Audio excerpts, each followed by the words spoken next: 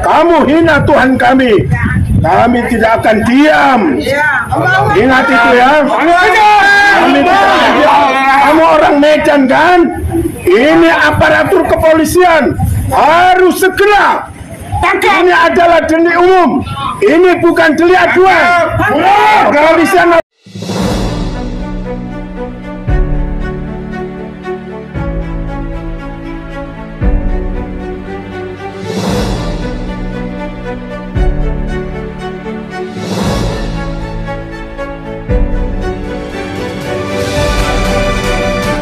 Haleluya, haleluya, Assalamualaikum, Bismillah Muhammadiyah, Salam Aki. Aku kabarkan Injil keselamatan. Bapak Ibu dikasihi Tuhan, ketemu lagi dengan saya Evangelis Avraham Effendi Usman. Bagaimana kabar Bapak Ibu semua? Tentunya luar biasa, tentunya dalam keadaan sehat, dalam keadaan baik, tidak kekurangan satu apapun. Nah, saudaraku para pencinta channel Injil Habaget, kita masih membahas seputaran saudara kita apologet yang baru saja ditangkap polisi karena kasus penistaan agama. Nah, saudara, saya selalu ingatkan teman-teman bahwa jangan pernah berdebat sama mereka. Ya, jangan pernah mau berdebat sama mereka. Mereka bukan berdiskusi dengan kita, tetapi mereka ingin memancing, saudara.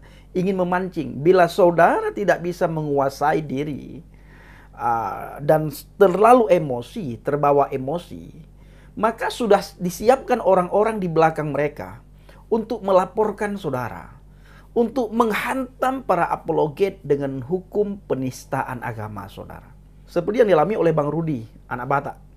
Bagaimana dia saat ini berada di kantor polisi. Itu semua dimulai dari para mukallaf. Setiap hari para mukallaf menghina, menjelek-jelekkan, menertawakan, mencaci maki iman kekristenan. Tetapi oleh mereka, cacian, makian, hinaan itu dianggap memberitakan, dianggap berdakwah. Dianggap mereka ini lagi berkhotbah, saudara. Maka tidak boleh diapa-apain karena mereka lagi khotbah. Hinaan mereka itu dianggap lagi khotbah. Cacian makian mereka itu terhadap iman kekristenan dianggap lagi berdakwah, saudara. Nah, seharusnya mereka ini dibina. Begitu masuk agama mereka, agama mayoritas ya. Lalu orang-orang tertentu mengambil orang yang baru masuk ini dibina. Ya, diperlengkapi, dididik, sehingga menjadi orang yang lebih baik. Nah, karakternya baik, ada adab, budi pekerti, ada akhlak, tahu sopan santun, tidak menghina dan menjelek-jelekkan agama sebelumnya.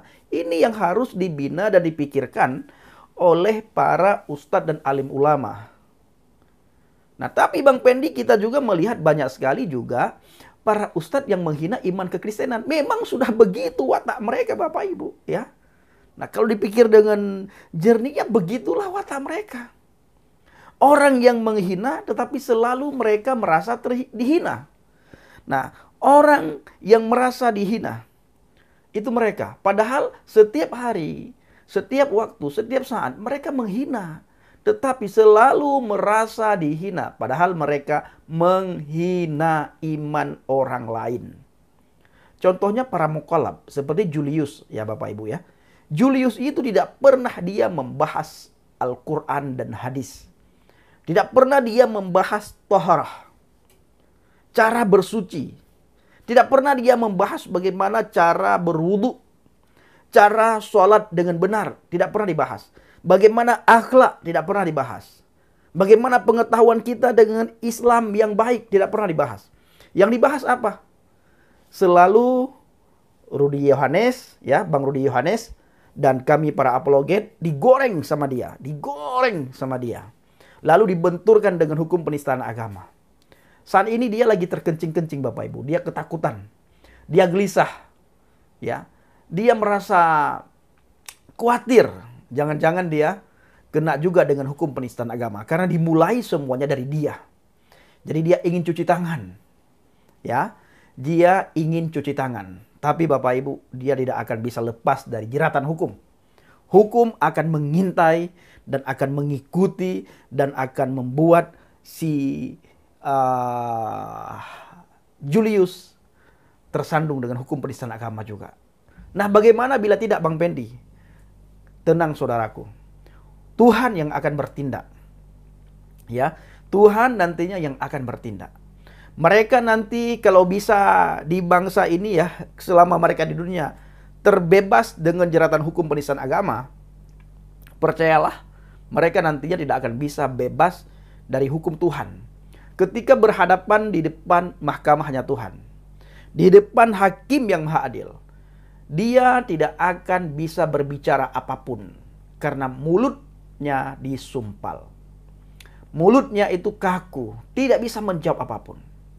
Tangannya, kakinya, telinganya, semuanya dibuat kaku. Tidak bisa menjawab ketika dia ditunjukkan, ini loh hujatan kamu di media sosial ketika kamu masih di dunia.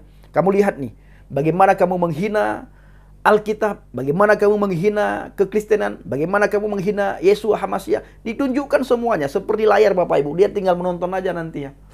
Oh, dia sambil menangis nanti ya. Si Julius MC itu sambil menangis terkencing-kencing, terberak-berak Bapak Ibu.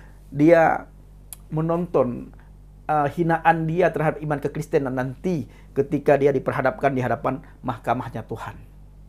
Nah, bisa saja dia lepas dengan mahkamahnya dunia, tetapi dia tidak akan lepas dengan mahkamahnya Tuhan, saudara. Nah, dalam hari-hari ini, mereka lagi berpesta pora dengan ditangkapnya anak Batak. Di Medan, mereka berpesta pora, para mukalab-mukalab itu. Mereka mengucap syukur. Dengan semangat 45 mereka berkata, Alhamdulillah, akhirnya doa kami dijawab oleh Allah. Alhamdulillah, akhirnya penghujat Islam di Jawa ditangkap. Mereka sebenarnya malu ya. Bagaimana penghujat-penghujat Yeshua HaMashiach dibiarkan, tidak ditangkap. Semakin merajalela dan semakin menjadi-jadi. Nah, ini saudara perlu pembinaan mukalab-mukalab itu. Sehingga tidak selalu kowar-kowar menghina iman kekristenan. Kalau saudara lihat bagaimana Julius dan teman-teman itu, setiap hari yang dia bahas itu Alkitab. Dibaca, lalu dia tafsirkan menurut udelnya mereka, menurut otak udangnya mereka, Bapak Ibu.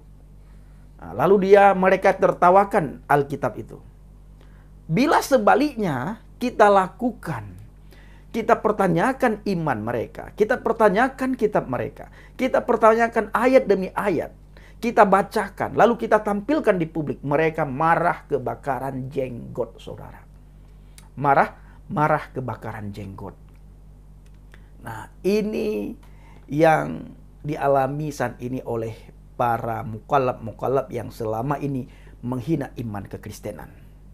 Mereka lagi berpesta ria karena hasrat mereka tercapai, tujuan mereka tercapai, Bapak Ibu.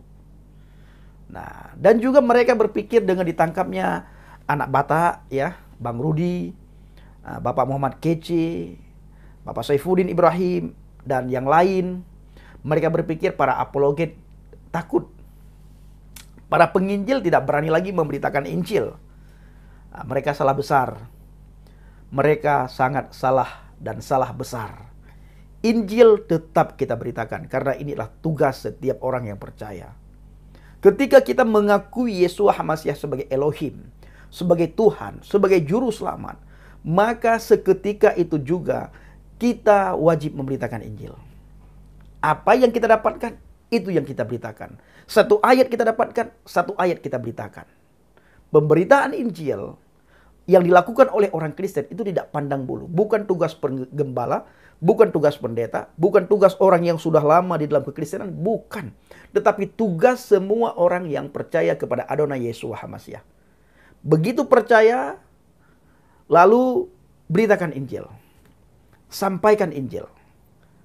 Nah, tetapi tidak boleh mengajar, tidak boleh dikasih mix untuk bersaksi, itu tidak boleh. Nah, di situ perlu didikan.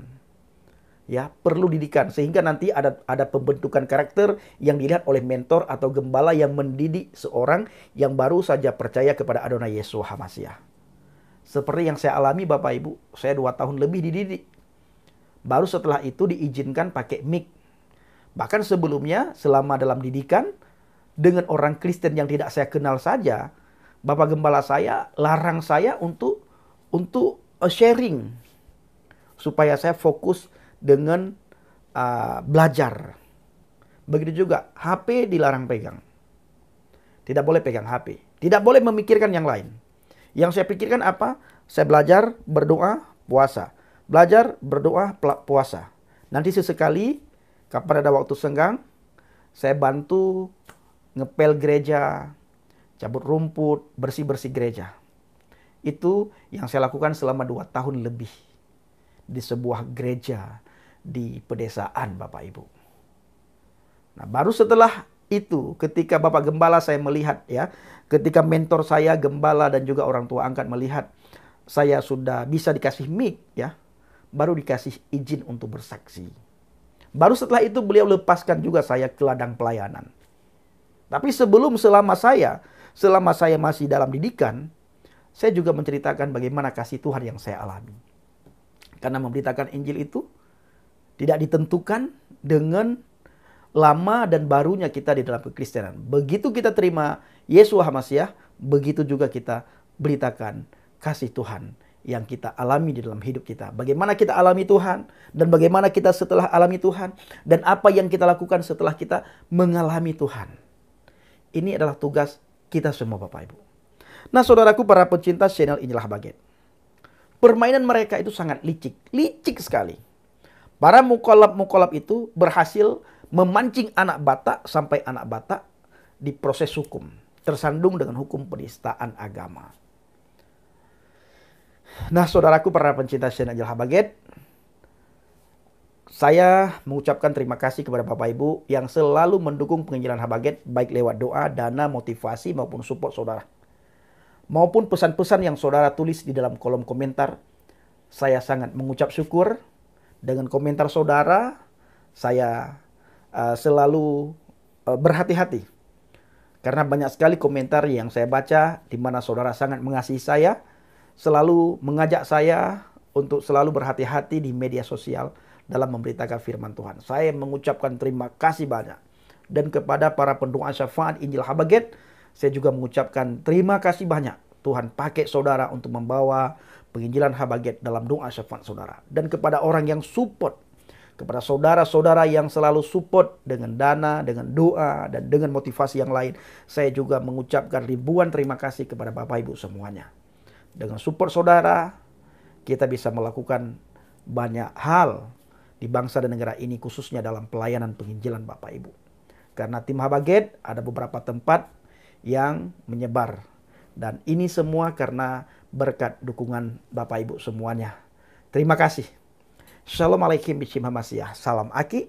Aku kabarkan Injil keselamatan. Bapak Yahweh bishim Adonai Yesus Hamasiah. Waruah Kudus memberkati kita semua. Haleluya. Amin. Salam murtadin.